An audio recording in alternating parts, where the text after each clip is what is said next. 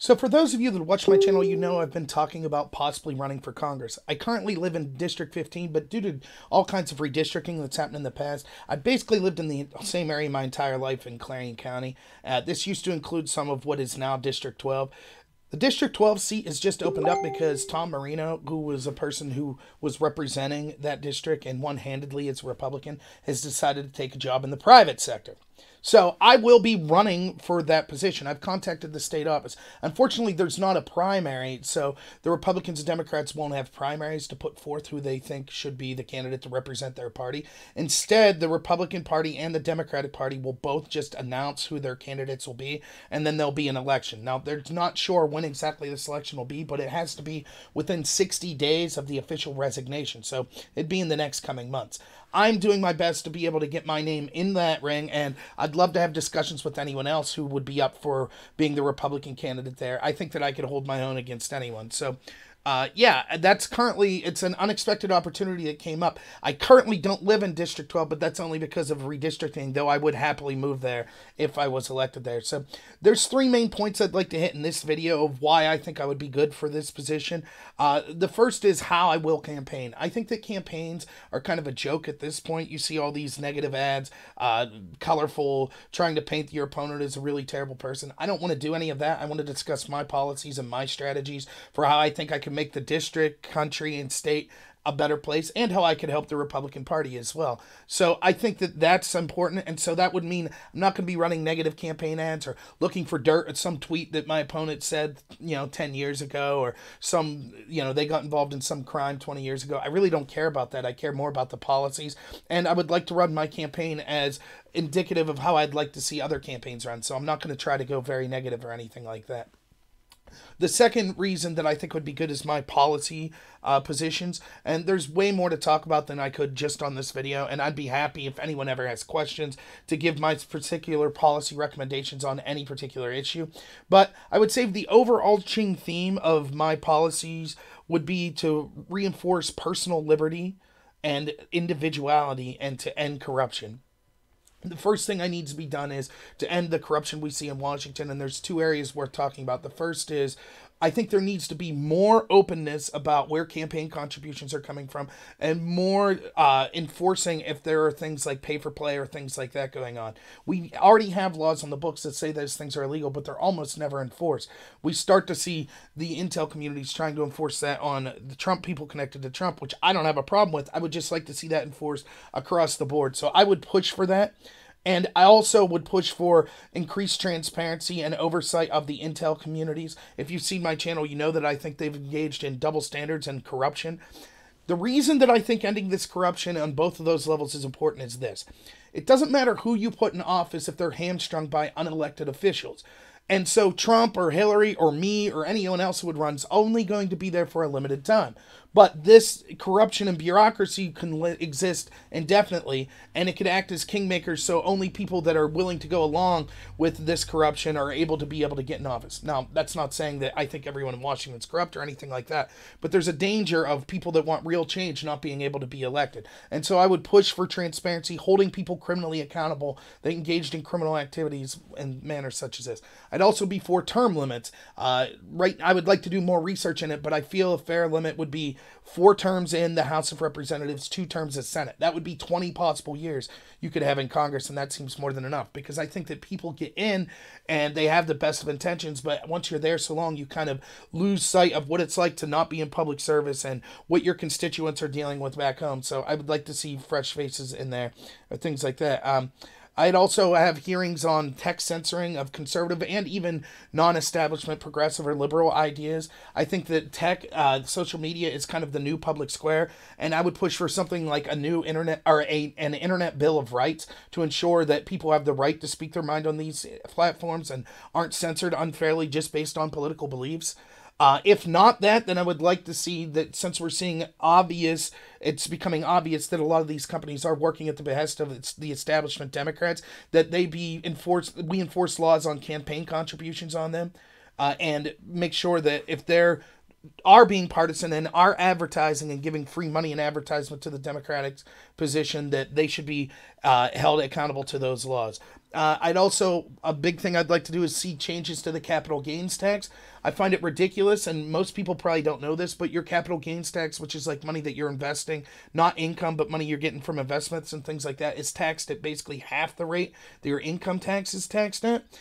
That when people talk about the need to have progressive tax brackets of things like 70%, I strongly disagree with that on people's income. It's not income that's just the problem. It's also investments and things like that are the problem. So why aren't the average working person out there, why don't you know that actually those wealthy people that have those investments are paying at half the rate you are?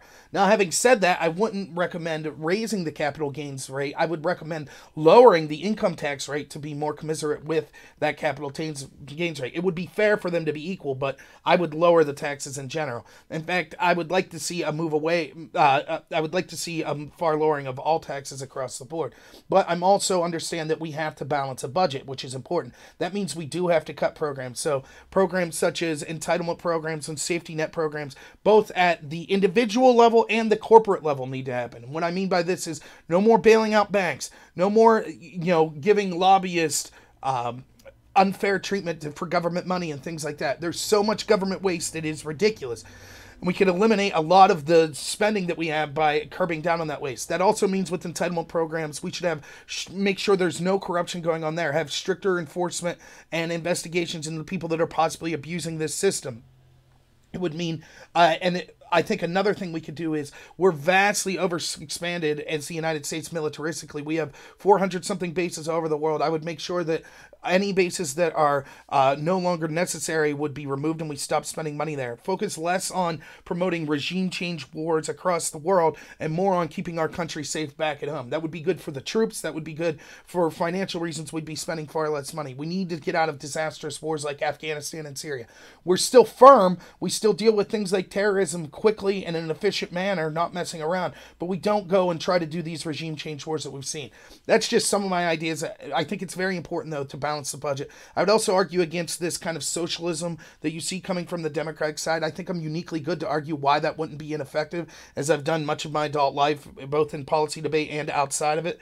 I think that these programs are pie-in-the-sky utopia that will lead to more government control, bigger government's inefficient and ends up being corrupt, and it also would massively explode the debt, further increasing the burden on our children and grandchildren. The other reason that I think I'd be good to be picked is I think I would be good not just because my policies would be good for the district, the state, and the country, but also because I think that I bring a lot to the table stylistically that's different than what we currently see. Although I'm Republican, there's obvious criticisms to be made of the party, such as the failure to repeal Obamacare or the failure to build the wall when they control both houses of Congress. I think this is disenfranchising a lot of voters. I understand that it's difficult and you need to negotiate, and you need, especially in the Senate, so many people from the other party because they didn't have a supermajority to get things passed, but I think that the Republicans capitulate too much, and this ends up disenfranchising a lot of voters. I think the base would be inspired by people fighting more fiercely for the positions that they campaigned on, instead of just throwing them to the side and just for whatever reason not following through with these campaign promises. However, I think that the Republicans make a mistake in just trying to get out the base. It almost seems they're not doing a good job targeting different demographics, like minority demographics, younger people, or women. They seem to be losing those people more often than not. And it's almost like the Republican strategy is, we hope that those people don't get out and vote in large numbers. And I think that's a huge mistake. I think I'm able, as a younger person who's maybe more familiar with current technology, I'm able to be able to articulate as to why I think that the conservative message in the Republican Party is good for all of those demographics. Young people, for example, if the massive explosion of debt and government overreach that would occur from the Democratic Party's plans would further make your life more miserable, because you would be paying, as a young person, you're going to be paying for this increased debt further in your lifetime, which means you'll never see things like Social Security that you paid into. Minority communities, for example, and women, I feel that I could properly articulate how I think that they're every bit as talented, regardless of your gender, race, etc. If you're given an equal opportunity, you're able to work and perform just as well as anyone else. I think that the Democrats make a mistake playing identity politics, pandering to groups saying they need special treatment. To me, that's a bigotry of low expectations. I don't think we should have any race or gender-based policies whatsoever, and I think that everyone should have equal opportunity, but not equal out. We shouldn't enforce equality of outcome. That means ending things like affirmative action quotas, things like that. And we need to stop this horrendous war on poverty that ended up incentivizing single motherhood that most drastically affected minority communities of women, but also affected people of all colors, all races, and all genders. And I think that what that's done is incentivize kind of a victimhood mentality that has led to people not being able to achieve the skills that they would have elsewise, and they would be equally as competitive as any other gender, race, or person of ethnicity, different ethnicities, had they been given those opportunities. I think that I could properly articulate that. It's not that these policies, we lose, the Republicans oftentimes lose the battle of information because the media is so against them, where it's deemed as anti-minority or anti-women for the policy positions they have. I disagree.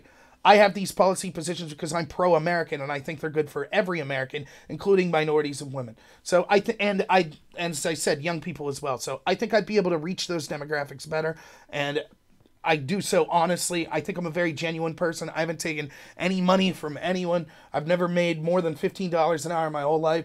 And so you wouldn't have to worry about me leaving to go to the private sector or anything like that. To me, being able to serve the country in politics or public service is just that. It's a service. It's not a career, which is why I would be pushing for things like term limits, because I wouldn't want to make a lifetime out of it. So, yeah, those are reasons that I think that I would be a good candidate. If you live in District 12, please contact your local offices of the Republican offices or the state level GOP and recommend me to being able to fill this position. I think I would do a great job representing the people of that district, the state, and the country as a whole, and I would be very proud to be able to have that opportunity. So thanks again for all you that tune in, and yeah, look forward to more of my videos. I'll be doing a live stream here at noon where I'll talk a little more about this. So thanks a lot, everyone, and have a good one.